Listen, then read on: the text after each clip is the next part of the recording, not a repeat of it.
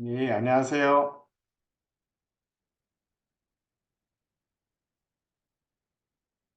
줌토크 세미나 47차 진행하겠습니다.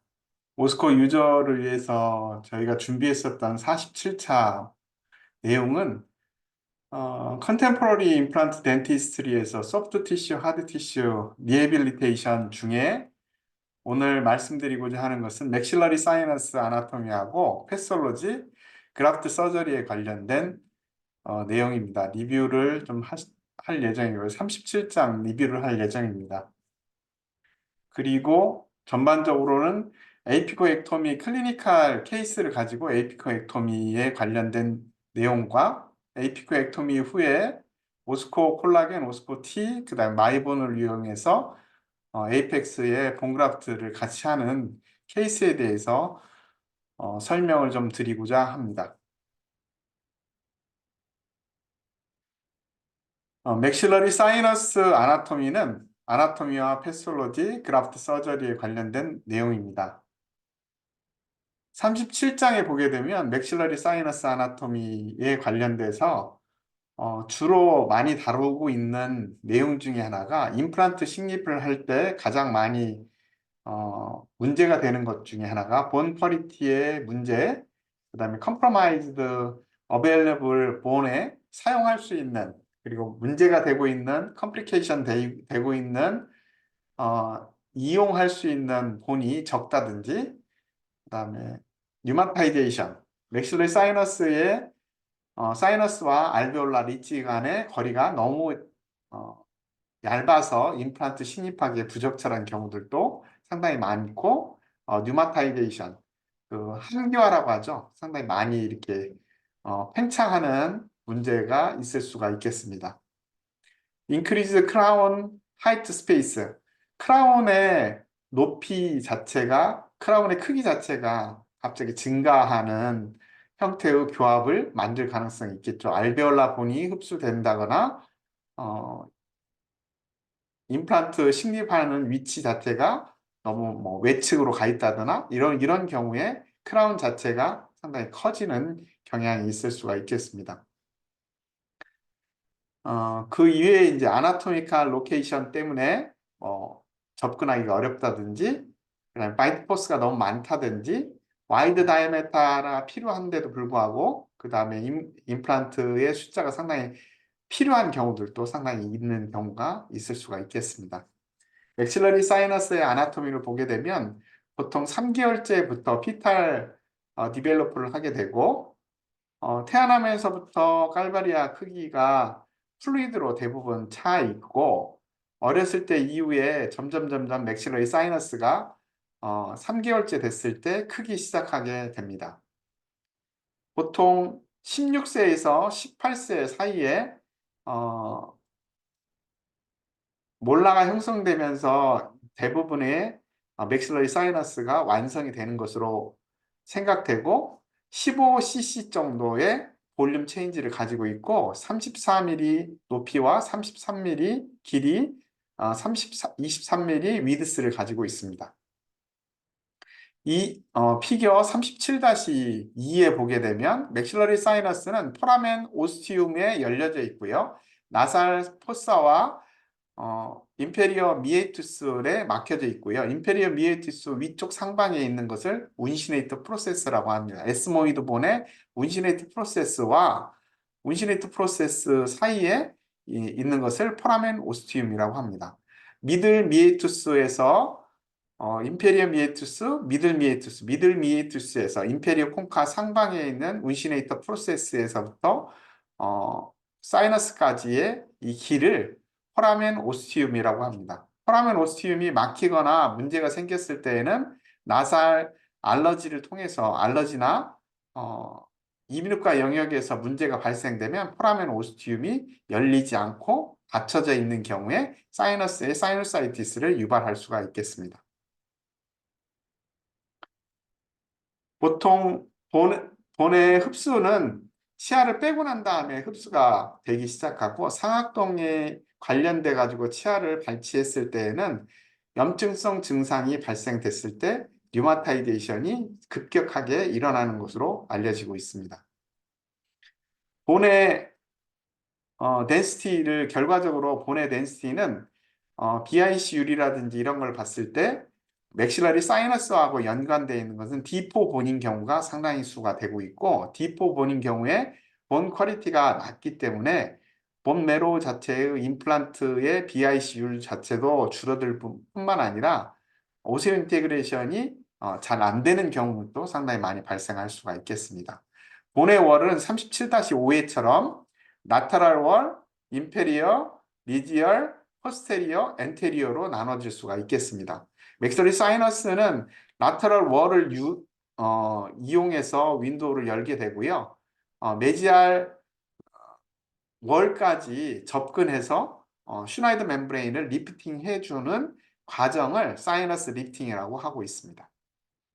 보통 라테랄 쪽에서 접근을 해서 15, 16, 14, 15, 16, 15, 16 이렇게 이제 윈도우를 열어가지고 라테랄 메지알 쪽에 있는 메지알 월까지 접근해서 슈나이더 멤브레인을 리프팅해서 그 사이에 슈나이더 멤브레인과 상악 저 사이에 공그라프트를 해주는 것을 사이너스 리프팅 앤 오그멘테이션 이렇게 설명을 할 수가 있겠습니다. 사이너스 메지알 월이나 라테랄 월 중에 septal본이 상당히 있는 것으로 보고가 되고 있고 포라멘 오스티움의 길이는 다이아메타는 2.4mm, 메지알 월에서 2.4mm 정도 된다고 합니다. 보통 포라멘 오스티움이 메지알 월에 사이너스의 메지알 월에 뚫려져 있는데요. 그 위치는 일반적인 위치는 15번, 16번 사이, 25번, 26번 사이에 포라멘 오스티움이 열려져 있는 것을 확인할 수가 있겠습니다. 보통 콘빔 CT를 확인하고 난 다음에도 보통 15, 16, 25, 25, 26 사이에 포라멘 오스티움이 열려져 있고 포라멘 오스티움의 다이아메타는 2.3mm 정도 된다고 합니다. 그리고 이 포라멘 오스티움이 열려져 있지 않을 경우에는 코로 접근을 할 수도 있겠지만 구강 내로도 접근이 가능합니다. 구강 내로 접근했을 때에는 15번, 16번에 퍼퍼레이션을 주고 이리게이션을 해주게 되면 에이펙스에 이리게이션을 해주게 되면 포라멘 오스티움이 바로 열릴 수 있도록 되어 있습니다.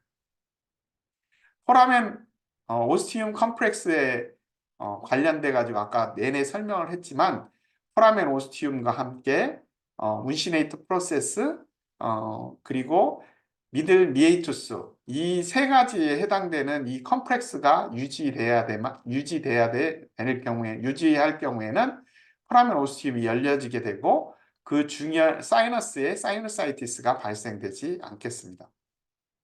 블러드 서플라이와 센서리 이너베이션을 보게 되면 블러드 서플라이는 수페리어 알베올라 아터리와 미들 그다음에 엔테리어 이렇게 이제 수페리어, 포스테리어, 알베올라, 아터리, 앤 베인 이렇게 이제 보통 맥실러리 아터리에서 나온 그 베인들이 베인이나 아터리가 이너베이션 하고 있습니다. 보면 맥실러리 아터리에서부터 나온 것이 인프라오비탈 아터리와 함께 포스테리어 수페리어 아터리 그 다음에 인터오세우스 브랜치를 내서 사이너스를 지배하고 있고 이 사이너스의 이너베이션 아나토모시스를 통해서 브리딩을 블러드 서플라이를 공급을 하고 있습니다. 보통 박스 37-1에 보게 되면 포스테리어 수페리어 알베올라 아터리와 인프라오비탈 아터리 포스테리어 수페리어 아터리와 인프라오비탈 아터리가 익스트라 오세우스 아나스토모시스를 일어나게 하고 엔도오세우스 아나스토모시스를 일어나게 합니다. 보통 페리오스티움과 함께 라테랄 월 사이너스에 주로 나타나게 되고 있고요. 이러한 형태를 확인을 꼭 하셔야 되고 대부분의 경우에 포스테리어 수페리어 아터리 그 다음에 맥실러리 아터리 그 다음에 인페리어 오비탈 아터리가 이너베이션 해서 안쪽과 바깥쪽을 겸해서 블러드 서플라이를 하고 있다는 사실들을 꼭 확인하시고 윈도우를 열 때에는 인트라오세우스 브랜치인 포스테리어 수페리어 알베올 아터리가 많이 블리딩이 되는 경우가 상당히 있을 수가 있겠습니다. 맥실러리 사이너스 뮤코 실리어리 클리어런스. 제가 CT를 한번 보시면 저희가 이제 콘빔 CT를 통해서 콘빔 CT의 사이너스의 위치라든지 사이너스의 모습을 확인하고 포라멘 오스티움의 위치를 확인하기 위해서 전방에서 후방, 후방에서 전방으로 접근을 하고 있습니다. 6번하고 포라멘 오스티움 이렇게 내려가 있는 것을 볼 수가 있겠죠. 그 다음에 운시네이트 프로세스입니다. 이게 운시네이트 프로세스고 포라멘 오스티움이 내려가 있는 모습들을 볼 수가 있겠습니다. 메디알 사이너스 내부에 들어가 있는 부분들을 확인할 수가 있겠고요. 보통 5번하고 6번 사이에서 포라멘 오스티움이 열려져 있는 것을 확인할 수가 있겠습니다. 보통 지금 이렇게 올라가고 있는 5번하고 6번 사이에서 포라멘 오스티움을 확인할 수가 있겠습니다. 이렇게 포라멘 오스티움이 열려져 있는 것을 확인할 수 있는데 여기는 5번하고 6번 사이이고 26번, 26번 사이에서 확인할 수가 있겠습니다. 약간의 차이는 있겠지만 대체적으로는 25번, 26번, 16번, 15번 사이에서 포라멘 오스티움이 열려져 있는 것을 확인할 수가 있겠습니다. 예, 대체적으로 이렇게 캡처를 해가지고 저 같은 경우에는 포라멘 오스티움에 열려져 있는지 안 열려져 있는지를 확인을 꼭 하고 있습니다. 보면 이렇게 이제 5번하고 6번 사이에 포라멘 오스티움이 열려져 있는 것을 확인할 수가 있겠고요. 그 다음에 5번하고 6번 사이에 보면 포라멘 오스티움이 이렇게 열려져 있는 것을 확인할 수가 있겠습니다. 5번하고 6번 사이에서 뒤쪽으로 가면 갈수록 포라멘 오스티움이 멀어져 있는 것을 확인할 수가 있겠습니다. 그리고 구강 내에 이제 맥실러리 사이너스 내부에는 실리어리 액션을 하고 있는 실리어리 에피셀리움과 그 다음에 고블렛 셀, 그 다음에 베이살 셀, 그 다음에 뮤코살 그랜드들이 이루어져 있고 그 다음에 슈도스트레이트 컬럼나 에피셀리얼 셀과 뮤코사 무브먼트가 이루어지고 있고 그 다음에 오스티움이 형성되어 있는 것을 확인할 수가 있겠습니다. 오스티움까지 이렇게 내려가겠죠. 실리어리 액션을 통해서 위에 있는 뮤코사가 포라멘 오스티움까지 나가야 되는데 포라멘 오스티움이 막혀 있거나 사이너스 내부에 염증이 있는 경우에는 포라멘 오스티움이 막히는 경우가 상당히 많이 있습니다. 그럴 경우에는 인공적으로 구강 내에서 포라멘 오스티움을 열어주든지 아니면 코를 통해서 포라멘 오스티움을 열어주는 방법 등을 고려를 하셔야 되겠습니다. 맥실러리 사이너스 박테리얼 프로를 보게 되면 일반적으로는 마이코플라즈마가 주로 많이 나타나지만 스트레프토코커스 뉴모니아, 스타필로코커스 에피더미스, 스타필로코커스 비리단 그룹들이 대부분을 차지하고 있다라고 얘기를 하고 있습니다. 스트레프토코커스 계열, 스타필로코커스 계열의 바이올로지 염증성 증상을 발생했을 경우에는 스트레프토코커스 뉴모니아 이런 것들이 상당수 자라나고 있고 헤모필리아라든지 마이코플라즈마라든지 박테로이드 같은 병원성 세균들이 사이너스 내부에 상당수 있는 걸로 돼 있고 임플란트를 식립했을 때 인펙션 되는 율이 상당히 많은데요. 임플란트 식립하고 난 다음에 인펙션에 네브리스들이 사이너스 내부에 남아있다거나 포라멘 슈나이더 멤브레인 자체가 퍼포레이션이 돼서 그 안으로 본 마테리얼들이 들어간다거나 이럴 경우에 인펙션이 될 가능성이 상당히 있을 수 있겠습니다. 이러한 경우에는 되도록이면 오그멘틴을 처방을 해주는 게 가장 좋겠다라고 설명을 하고 있고 맥실러리 사이너사이티스가 발생됐을 때에는 대체적으로 아이디얼하게는 오그멘틴을 투여하는 것이 가장 좋겠다라고 설명을 하고 있습니다. 저도 오그멘틴을 주로 많이 투여를 하고 있고 상악동염이 발생됐을 때에는 오그멘틴을 통해서 한 일주일 이상 오그멘틴을 통해서 सब사이드 시키고 난 다음에 뭐 IND를 한다든지 사이너스에 접근하는 방법을 나살로 접근한다든지 구강내로 접근한다든지. 저 같은 경우에는 구강내로 접근하니까 훨씬 더 빨리 subside가 되는 것 같습니다. 그래서 5번과 15번과 16번 사이에 퍼포레이션을 시켜가지고 거기에 이리게이션을 해주면 포라멘 오스티움으로 바로 이리게이션 머티리얼들이 나갈 수가 있기 때문에 그런 부분들을 꼭 고려를 해서 퍼포레이션을 시켜주는 게 좋겠습니다. 사이너스의 클래시피케이션 뭐 인페리어 월, 메지알 월, 엔테리어 월, 포스테리어 월, 수페리어 월에 해당되는 부분에 사이트에서 인펙션이 발생됐을 때 다양한 형태, 인페리어 월이 인펙션 됐을 때는 하드 팔레이트가 벌진 이렇게 부풀어 오르는 팔레이트에서 부풀어 오르거나 엔트랄 피스투라가 생긴다거나 팔라탈 이로전이 발생할 수가 있겠습니다.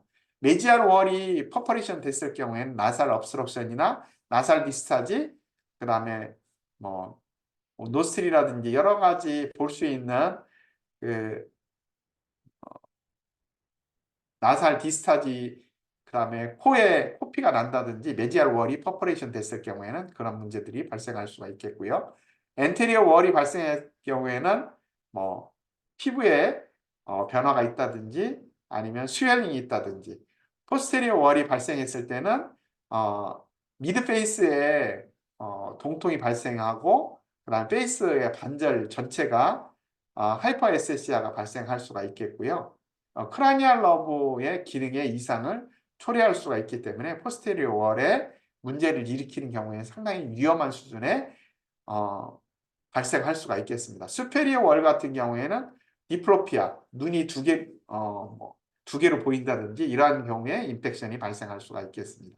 맥실러리 사이너스 레디오그라피를 이벨리에이션 할 때는 콤빔CT, 아까 보여드렸었던 콤빔CT를 통해서 포라멘 오스티움을 찾고 15, 16, 25, 26 부위에 포라멘 오스티움을 찾아서 뚫려져 있는지, 천궁이 잘 되고 있는지, 교통이 잘 되고 있는지를 꼭 확인하고 임플란트를 사이너스 리프팅이라든지 이런 것들 고려를 하시는 게 좋겠습니다. 맥실러리 슈나이더 멤브레인은 슈나이더 멤브레인이라고, 맥실러리 사이너스의 멤브레인을 슈나이더 멤브레인이라고 하고, 슈나이더 멤브레인은 실리어리 액션을 하고 있고, 오스티오 미에탈 컴플렉스를 통해서 포라멘 오스티움을 통해서 보면 운시네이터 프로세스 37-11에 보게 되면 운시네이터 프로세스와 미들 미에투스 사이에서 보통 사이너스까지 넘어가는 이 모습을 포라멘 오스티움이라고 하고, 이 포라멘 오스티움의 운시네이터 프로세스 주변에서 인펙션이 발생된다거나 스웰링이 발생되면 사이너스 내부에 있는 뮤코사가 정체하게 되고, 정체된 사이너스 뮤코사는 인펙션이 일으킬 가능성이 커지면서 스웰링이 팽창하게 됩니다. 그래서 환자는 맥실러리 사이너사이티스가 발생됐을 때는 눈이 두 개로 보인다든지 눈이 빠질 것 같다든지 치아가 아프다든지 상하게 16번, 15, 16, 17번이 치아가 아프다든지 이러한 현상들이 치통이 발생되는 현상들로도 나타날 수가 있겠습니다. 맥실러리 사이너스의 여러 가지 베리에이션들이 있는데, 나살 septum 데비에이션이 있다든지 이렇게 코가 septum 데비에이션이 상당히 심한 경우에 이런 경우에는 반드시 수술을 해줘야 됩니다. 보통 이제 코 안쪽으로 해서 septal 데비에이션 된 것을 커베이션을 맞춰줘야 되고, 보통 한 70% 정도 전 인구의 70%, 14세 이상에서 70%가 나살 septum 데비에이션이 있는 것으로 이야기하고 있습니다. 그렇지만 나살 septum을 모든 것을 할 경우는 없지만 심각하게 obstruction을 일으켰을 경우에만 대체적으로 수술을 하는 게 좋겠습니다. 미들 터미네이터 베리에이션이 상당히 많이, 미들 콩카가 갑자기 커진다든지, 거기에 미들 콩카 부위에 에어가 많이 차 있는 상태인 미에투스 형태로 에어가 벌징되어 있는 형태가 많이 나타날 수도 있겠습니다. 그럴 경우에는 포라멘 오스티움을 막아서 인펙션을 일으킬 수도 있겠죠. 맥실러리 하이퍼플라시아라든지 그 다음에 여러 가지 형태의 터미네이터에 문제가 발생한다든지, 맥실러리 사이너스의 인펙션은 오돈토제닉 인펙션하고 non 오돈토제닉 인펙션 리나이티스를 유발시킬 수가 있겠고요. 페리피칼 15번, 16번, 17번, 25번, 26번, 27번의 에이펙스에서 염증이 발생돼서 슈나이더 멤브레인을 퍼포레이션 뚫고 상악동까지 인펙션을 일으키는 경우를 오돈토제닉 리노사이노사이티스라고 이야기할 수가 있겠습니다. 보통 16번과 26번에서 주로 많이 발생을 하고 있고요. 에이펙스가 염증성 증상이 37-15처럼 오돈토제닉 리노사이노사이티스를 유발시킬 수가 있겠습니다. 아큐트 리노사이노사이티스는 포라멘 오스티움이 알러직 형태로 막히는 증상을 이야기하고 콜드라든지 커먼 콜드라든지 인플루엔자 타입의 그다음에 알러직 리나이티스 이러한 것들이 아큐트 리노사이노사이티스로 발생할 수가 있겠고 넌 오돈토제닉 패솔로직한 형태로 나타날 수가 있겠습니다. 37-17처럼 리노사이티스, 아큐트 리노사이티스는 플로어가 보이는 형태로 플랫하게, 레디오 오펙하게 플랫하게 보인다든지 사이너스 포라멘 오스티움이 막혀서 에어 플루이드 레벨이 보이면서 포라멘 오스티움이 막히는 현상 등을 확인할 수가 있겠습니다. 치료 방법은 메디케이션을 통해서 대체적으로 알러지 안티히스타민제제하고 보통 이제 안티히스타민제들은 슈도에페드린을 주로 많이 사용하고 있고요. 그 다음에 항생제는 오그멘틴을 주로 많이 사용을 하고 있습니다. 크로닉 사이노사이티스나 알러직 사이노사이티스도 치료 방법은 비슷합니다. 보통 히스타민제제 하나하고 그 다음에 항생제를 주로 이제 많이 처방하고 있고 진통제를 처방을 하고 있습니다. 펑갈 리노사이노사이티스가 에오조노픽 펑갈 리노사이노사이티스가 발생될 수가 있고 너무나 안티바이오틱을 썼는데도 불구하고 해결이 되지 않을 경우에는 그런 경우에는 그 안에 펑갈 인펙션이 있는 것으로 파악하고 펑갈 인펙션 돼 있는 부분들을 수술을 하시는 게 좋겠습니다. 레디오 오펙한 형태의 별 모양으로 이렇게 나타나게 됩니다. 37-19처럼 펑갈 리노사이노사이티스는 콤빔CT를 찍게 되면 이렇게 별 모양 형태로 되어 있는 레디오 오페크한 마테리얼들이 보일 수가 있겠습니다. 칼시피케이션 되어 있는 것처럼 보여지고요. 이런 경우를 대부분 펑갈 리노사이노사이티스라고 할 수가 있겠습니다. 시스틱 인펙션으로는 시스트인 뮤코의 리텐션 시스트라든지 뮤코스 리텐션 시스트 이런 것들이 사이너스 슈나이더 멤브레인 내에서 발생할 수가 있는데요. 이럴 경우에 이것을 수술해야 되느냐?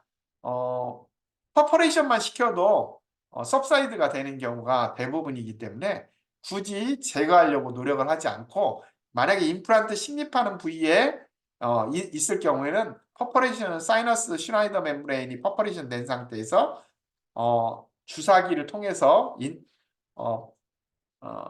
플루이드를 빼내는 형태로 치료를 하시는 게 좋겠습니다. 임플란트 플루이드가 이렇게 차 있는 경우 프라이머리 맥실러리 사이너스 뮤코실 같은 경우에는 뮤코실이 이렇게 차 있는 경우에 37-21 경우에는 이 뮤코실을 제거해 주는 게 좋겠다. 시스트를 제거해 주는 게 좋겠다라고 이야기를 하고 있고 오그멘테이션 여러 가지 오그멘테이션을 하고자 하기 전에 이런 프라이머리 맥실러리 사이너스 뮤코실 같은 경우에는 제거를 해주는 게 좋겠습니다. 세컨더리 맥실러리 사이너스 뮤코실 같은 거 포스트 오퍼레이티브 맥실러리 시스라고 합니다. POMC라고 하고요. 옛날에 칼디올로 오퍼레이션을 했을 경우에 24% 이상에서 주로 많이 발생을 하고 있고 세컨더리 형태로 인펙션이 발생을 할 수가 있겠습니다. 이럴 경우에는 서지칼적으로 실리어리 시스트 전체를 이니큘레이션 해주는 게 좋겠습니다. 그의 네오플라즘이라든지 여러 가지 네오플라즘이 많은데요. 사이너스 카시노, 스쿼머스 셀 카시노마나 아데노시스틱 카시노마라든지 이런 것들이 사이너스 내부에서 발생될 수도 있겠습니다.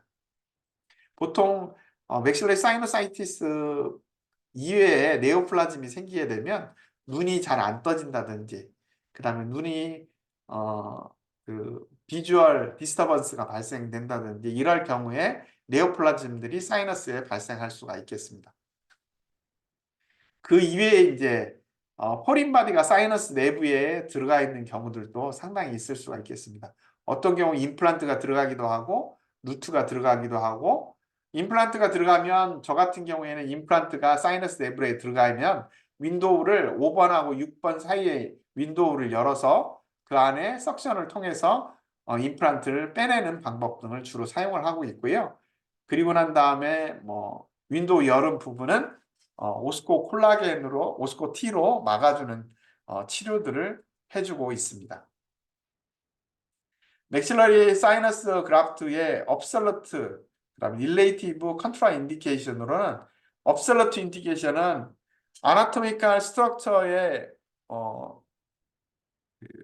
문제로 인해서, 사이너스 문제로 인해서 나살 플로어에 나살 월이라든지 사이너스 월 자체가 없는 경우, 그 다음에 염증성 증상 등이 해소가 되지 않은 상태, 펑갈 인펙션이 있는 경우, 비나인이나 말리그넌트 네오플라즘이 있을 경우에는 사이너스 그라프트를 절대로 하면 안 된다라고 얘기를 하고 있고, 포린바디가 있거나 오로엔테라 피스툴라가 있거나 인플라메이션 체인지가 있다거나 나살월이 아나토미하게 한계가 있다거나 그럴 경우에 컨트라 인디케이션으로 릴레이티브 컨트라 인디케이션으로 생각하고 있습니다.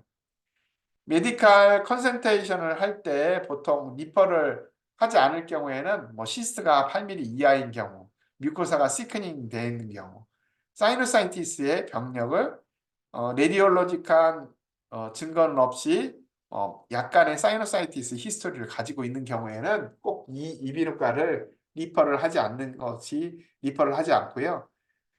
에어 플루이드가 찼다든지 8mm 이상의 시스트가 있다든지 폴립이 있다든지 월 디스럭션이라든지 익스펜전이 있다든지 크로닉 맥실러리 사이노사이티스가 있다든지 펑갈 인펙션이 있는 것 같다든지 포린바디가 사이너스 내부에 있다든지, 특히 임플란트가 있을 경우에는 되도록이면 리퍼를 해주시는 게 좋겠습니다. 그 이외에 인펙션을 일으킬 수 있는 박테리아로는 헤모필리아 인플루엔자라든지 마이어 보통 스트랩토코커스, 사피로코커스, 스트랩토코커스 뉴모니아라든지 이런 것들이 대부분 많은 부분을 차지하고 있어서 대체적으로는 오그멘틴으로 항생제를 사용을 하고 있습니다. 프로필라틱 안티바이오틱 사이너스 드레네이지를 해서 오그멘틴 주로 사용하고 있고요. 2차적으로는 알러지가 페니실린계 항생제 알러지가 있으면 세프틴 세프틴 계열의 인젝을 메디케이션을 해주는 게 좋겠고요. 복시사이클린을 사용하셔도 좋겠습니다. 저 같은 경우에는 미노사이클린이나 테트라사이클린 계열의 약물 등을 알러지가 있을 경우에, 페니실린 알러지가 있을 경우에는 사용을 하고 있습니다. 글루코코티코이드 같은 경우에 덱사메타손은 수술하고 난 다음이나 수술 전, 이런 경우에 수술 전에 수술 후에 대체적으로 하루가 지난 이틀째에 인젝을 해주는 게 좋겠습니다. 저 같은 경우는 수술 후에 구강 내로 덱사메타손을 바로 인젝을 해주고 있습니다. 그 이외에 이제 메디케이션을 할 수 있는 여러 가지 메디케이션 종류라든지 얘기를 했지만, 대체적으로 다루고 있는 항생제의 종류는 그라프트를 했을 때, 본그라프트를 했을 때에는 안세프라든지 클린다마이신을 주로 많이 사용을 하고 있습니다. 오그멘틴을 주로 퍼스트 초이스 형태로 사용을 하시고요. 두 번째로는 미노사이클린, 세 번째로는 클린다마이신 종류를 가지고 컨트롤을 해주시면 좋겠습니다.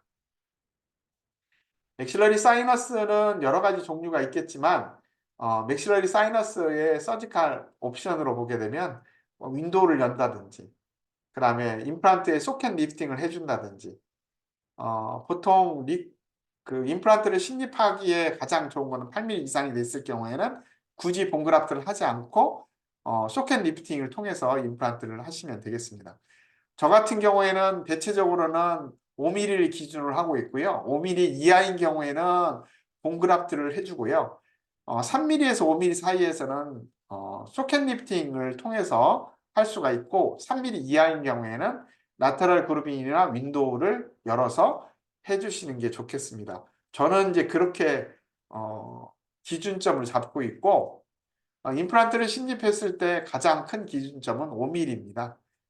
임플란트 픽스처를 뼈 이식을 하지 않고 그냥 심을 수 있는 정도는 8mm 이상인 경우 10mm 임플란트를 심는 것을 전제로 하고 있습니다.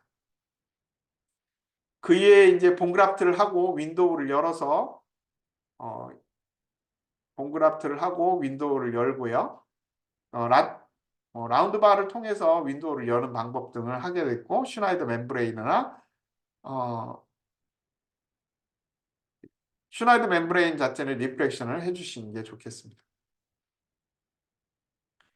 그리고 리프테이션 하고 난 다음에 사이너스의 하방에 보통 본그라프트를 해주는 이유 중에 하나가 사이너스 슈나이더 멤브레인이 퍼포레이션 될 가능성이 크기 때문에 그것도 커버를 해주는 방식으로 오스코 T, 콜라겐과 스롬보노이드 펩타이드를 섞은 오스코 T를 사이너스 내부에 넣고 윈도우는 마이본으로 일정 정도는 덮어주는 형태로 해주시면 본그라프트를 쉽게 할 수가 있겠습니다. 마이본은 저희가 DFDBA의 코티칼 본 형태로 하고 있는 미네랄즈 프리즈 드라이드 본 알로본, 그러니까 FDBA, DFDBA가 있는데 FDBA나 뭐 DFDBA, FDBA가 뭐 BMP에 똑같은 BMP를 많이 가지고 있다라고 얘기를 하고 있지만 뭐 DFDBA가 BMP를 더 많이 가지고 있는 것으로 얘기를 하고 있습니다. 어, 커다란 차이는 글쎄 있을까라는 생각이 좀 들긴 하지만 저는 이제 캔서러스 본보다는 코티칼 본을 주로 많이 사용을 하고 있습니다. 알로본을 주로 많이 사용을 하는 편이고요. 뭐 여기서는 PRP도 사용했었고 FDB 이용해 가지고 본그라프트를 하고 바텀 에리어에는 알로본을 넣고 그 다음에 임플란트 신입해 가지고 같이 사용하는 방법을 소개를 하고 있는데요. 저 같은 경우에는 윈도우 라테럴 그루빙 테크닉이나 소켓 리프팅을 통해서 슈라이더 멤브레인을 리프팅하고 그 안에 오스쿠어 T라든지 플러그 형태로 콜라겐, 그다음 스롬보노이드 펩타이드를 포함한 것을 사이너스 내부에 주사를 한다거나 집어넣는 방법으로 치료를 하고 있습니다. 소켓 리프팅과 함께 크리스탈 어프로치를 주로 많이 사용을 하고 있고요. 이와 같이 크리스탈 어프로치를 하게 되면 콜라겐, PRP 이렇게 이제 사용한다고 하는데 저는 PRP보다는 콜라겐을 사용해서 콜라겐으로 슈나이더 멤브레인을 커버도 해주고 본그라프트를 굳이 할 필요가 없이 임플란트를 신입하는 방법을 취하고 있습니다. 크리스탈 어프로치는 5mm 이상이 돼야 되고요. 그 다음에 3mm 이하의 호스트본의 사이즈가 4mm 이상이 돼야 된다고 하고 있습니다. 16번, 17번, 뭐 15번에는 보통 5mm, 그 다음에 14번에는 4.5mm, 16번에는 6mm를 좀 사용하는 편입니다. 임플란트 다이아메터 자체는 그런 방식으로 이용을 하고 있습니다. 본그라프트를 하고 난 다음에도 멤브레인의 퍼포레이션이 2mm 이하인 경우에는 빨리 콜라겐을 집어넣게 되면 별 문제는 없지만 2 내지 3mm를 집어넣는다고 해서 콜라겐 양이 상당히 많이 증가하게 되고요. 3mm 이상인 경우에는 좀 문제를 일으킬 가능성이 상당히 많이 있을 수가 있겠습니다. 그래서 임플란트를 같이 식립한다고 했을 경우에는 인펙션이 될 가능성이 상당히 높습니다. 그래서 보통 퍼포레이션을 시킬 때에는 2mm 이하의 드릴을 가지고 퍼포레이션을 시켜서 임플란트를 사이너스 리프팅을 하고는 있습니다. septal본들이 있는데요. 이런 septal본들이 있을 때에는 septal본하고 각각 나누어서 사이너스 리프팅을 해주는 게 좋겠다라고 하고 있습니다. 어, 이런 방식으로 하고 있고요. 뭐 니나이티스라든지 라테럴 블리딩, 블리딩이 많이 될 경우에는 크라이오 서저리를 한다든지 블리딩 컨트롤을 한다든지 보통 오로엔트라 피스툴라가 있다든지 에키모시스가 이렇게 이데마가 많이 발생한다든지 사이노사이티스가 발생되면 목 밑으로 맥실 에키모시스가 발생하고요. 보통 그 에키모시스가 이데마가 많이 발생하는 게 목 밑으로 많이 발생할 수 있겠습니다. 사이너스 이식을 했는데 왜 사이너스 이식을 했는데 목 밑으로 하느냐? 서브맨디블라 강글리온, 서브맨디블라 림프노드가 목 밑에 있기 때문입니다. 그러니까 림프 계열 자체가 사이너스 내부에 있지 않고 목 밑에 있기 때문에 결국에는 블리딩 되고 그것을 सब사이드 되면 결국에는 서브맨디블라 림프노드로 이동하기 때문에 목 밑이 파랗게 에키모시스가 일어날 수가 있겠습니다. 그의 포라멘 오스티움이 열려져 있을 경우에는 로테이셔널 플랩이라든지 이것을 통해서 확인을 하시면 되겠습니다.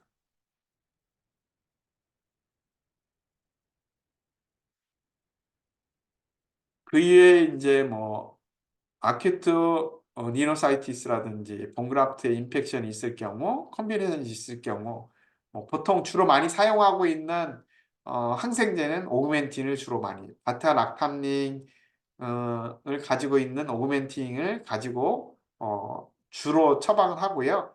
그 다음에 두 번째로는 미노사이클린이라든지 이런 것들, 그 다음에 클린다마이신들을 사용하시면 되겠습니다. 보통 POMC는 픽스처가 상악동을 빠져나가 라테랄 월을 형성하고 제거한 후에 윈도우를 막지 않고 플랫 클로저를 하면 POMC가 생길 수도 있습니다. 왜냐하면 POMC는 슈나이더 멤브레인과 뮤코사하고 혼재돼서 발생되는 혼합 감염, 혼합 시스트이기 때문에 POMC가 윈도우 뮤코사가 퍼퍼레이션 되어 있는 사이너스 내부에 슈나이더 멤브레인하고 부착해서 셉타를 형성하기 때문에 시스트 POMC가 발생될 확률이 있습니다. 그래서 윈도우 자체 여는 부분이라든지 임플란트 픽스처를 빼기 위해서 여는 부분들은 메워주시는 게 좋겠습니다. 보통 저 같은 경우에는 슈나이더 멤브레인 다 리프팅하고 거기에다가 슈나이더 멤브레인 하방에다가 오스코 T를 이렇게 넣어주는 형태로 치료를 하고 있습니다. 아까 질문 사항이 어느 정도 됐는지 모르겠습니다. 임플란트 관련되어 있는 내용이고요. 전반적으로 임플란트 식립하고 난 다음에 덴탈 임플란트가 마이그레이션 안쪽으로 들어갔을 경우에는 이렇게 37-71처럼 들어갔을 경우에는 윈도우를 열어서 제거를 해주시면 되겠습니다. 이렇게 포라멘 오스티움으로 빠져나오는 경우들도 가끔씩 있을 수가 있겠고요. 이렇게 사이너스 내부에 위쪽에 있는 경우들도 있고 어떤 경우에는 임플란트가 저쪽